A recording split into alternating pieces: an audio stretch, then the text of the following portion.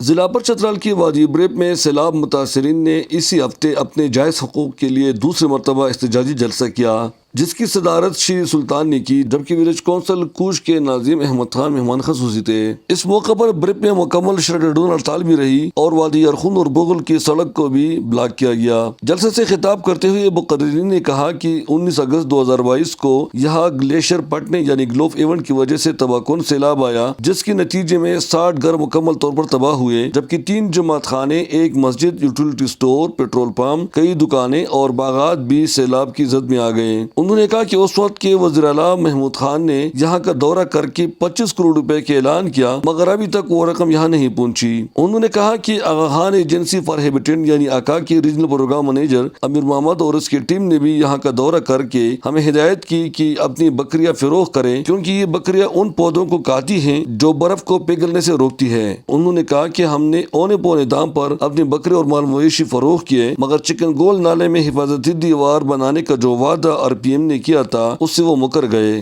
دوسری بار کینیڈین سفارت خانے کی ٹیم کے ساتھ ایک بار پھر امیر محمد نے یہاں کا دورہ کیا۔ اس موقع پر 25 کروڑ روپے کا اعلان ہوا تھا، مگر وہ رقم بھی ابھی تک نہیں ملی۔ انہوں نے قرارداد کے ذریعے اس علاقے کی حفاظت اور متاثرین کو محفوظ مقام پر منتقل کرنے کا مطالبہ کیا۔ سیلاب متاثرین کا کہنا ہے کہ ان کی زندگی ہر وقت خطرے میں رہتی ہے۔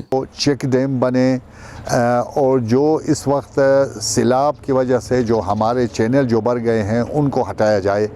ہم خطرہ محسوس کرتے ہیں، یہ جون کے مہینے میں آ جائے گی سیلاب۔ جلسہ سے فرمان نظار ڈاکٹر محمد اظہار خان، مقدار علی خان، میر رحیم، اللہ داد، امیر حاجی، تحسین ناظم، سردار حکیم، سراج النساء بی بی، انبرین بی بی اور دیگر نے اظہار خیال کیا۔ ایڈیشنل اسسٹنٹ کمشنر مستور کی یقین دہانی پر مظاہرین نے 3 دن کے لیے اپنا احتجاج ختم کر کے پرامن طور پر منتشر ہوئے۔ جلسے میں 10 دیہات کے لوگوں نے شرکت کی، جس میں مردوں کے ساتھ ساتھ خواتین نے بھی کثیر تعداد میں شرکت کی۔ واضح رہے کہ UNDP کے فنڈ سے چلنے والے گلوف 2 پروجیکٹ میں یہ علاقہ شامل نہیں ہے، جہاں 2005 سے گلوف ایونٹ کی وجہ سے بار بار سیلاب آتا ہے۔